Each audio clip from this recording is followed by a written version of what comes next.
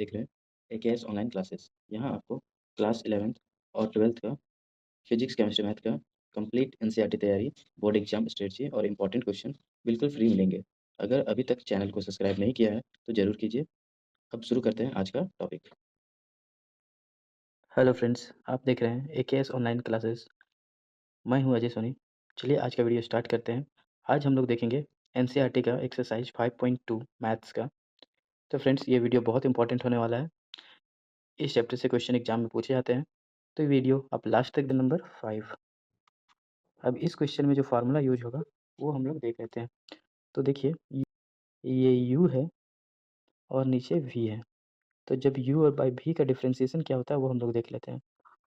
तो u by v का जो डिफ्रेंसिएशन होता है उसका फार्मूला होता है, v को आगे करते हैं और du बाई dx करते हैं, फिर u को आगे करते हैं और dv बाई dx करते हैं और बाद में v का स्क्वायर। तो ये फार्मूला का यूज करेंगे अभी हम लोग इसको सॉल्व करने में। तो चलिए देखते हैं कैसे होगा। सबसे पहले देखिए, ये u है और ये v है, तो इसको हम लोग मान लेंगे पहले। Let y equals to sine a x plus b by cos c x plus d. तो ये u है और ये v है। अब फार्मूला से देखिए क्या होता है, d y by d x लिखेंगे। उसके बाद यहाँ v को बाहर रखे हैं, तो v क्या है, cos c x plus D. अब u का डिफ्रेंसिएशन मतलब sign a x plus B का डिफ्रेंसिएशन माइनस u को बाहर रखे हैं मतलब sign a x plus B जो है वो बाहर हो जाएगा। और अब D cos c x plus D का यहाँ पे इसका डिफ्रेंसिएशन हो जाएगा और डिवाइड में क्या आएगा, भी का स्क्वायर मतलब cos c x plus D का स्क्वायर। तो फार्मूला को कैसे लेके समझ में आया। चलिए देखते हैं इसका डिफ्रेंसिएशन कैसे करेंगे। तो यहाँ बाहर है ये कॉस, तो कॉस को एज इट इज़ लिख देंगे सी एक्स प्लस डी। अब देखिए, साइन का डिफ्रेंसिएशन करना है तो साइन का क्या होता है, कॉस, और ये जो एंगल है वो लिख देंगे ए एक्स प्लस बी। अब यहाँ से देखिए, ए एक्स में ए बाहर हो जाएगा और D x by d x बचेगा 1, और ये कांस्टेंट टर्म, तो इसको डिफ्रेंशिएट करने की ज़रूरत नहीं है। अब यहाँ देखिए, यहाँ है sign a x plus B, ये बाहर है। अब कॉस का डिफ्रेंशिएशन जब करते हैं तो माइनस साइन आता है, तो माइनस ये प्लस हो जाएगा और ये हो गया साइन। फिर से इसका जो एंगल है सी एक्स प्लस डी। अब देखिए, चैन रूल में जब इसको ले जाएंगे तो चैन रूल में यहाँ पे c जो है वो बाहर आ जाएगा और बचेगा x, तो D x by d x 1, और ये d जो कांस्टेंट है इसका 0, तो इसको करने की ज़रूरत नहीं है।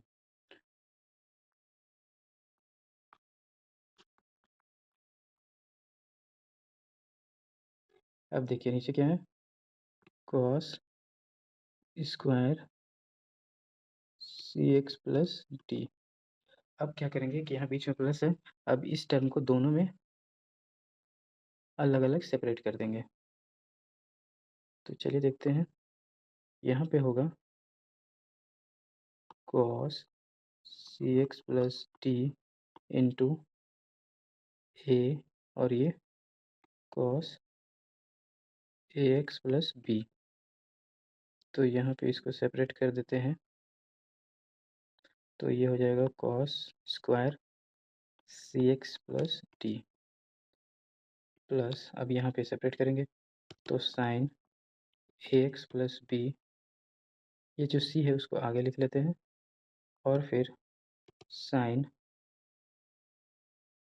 सी एक्स प्लस डी, और यहाँ पे कॉस स्क्वायर सी एक्स प्लस डी। इस तरह से सेपरेट कर लिए। इस तरह से सेपरेट करने के बाद क्या करेंगे, ये कॉस और ये टर्म एक कैंसिल हो जाएगा, तो अब क्या बचेगा वो लिखेंगे। अब यहाँ पे भी देखिए क्या होगा, यहाँ तो कुछ भी कैंसिल होने जैसा नहीं है। अब इसको हम लोग क्या लिख सकते हैं वो देखिए यहाँ पे, तो 1 बाय, यहाँ कॉस बचा है तो 1 बाय कॉस क्या होता है, सेक, तो इसको लिख सकते हैं ए सेक सी एक्स प्लस डी इंटू ये जो कॉस है, cos A x plus B plus, अब देखिए यहाँ पे ये सी है, इसको लिख देते हैं, यहाँ स्पेस नहीं, यहाँ लिख देते हैं sign a x plus B. देखिए यहाँ साइन और एक कॉस लेंगे तो ये हो जाएगा टेन सी एक्स प्लस डी इंटू, अब यहाँ एक कॉस बचा हुआ है तो 1/cos सेक होगा, तो यहाँ पे लिख देंगे सेक सी एक्स प्लस डी। तो इस तरह से ये हो गया फाइनल आंसर।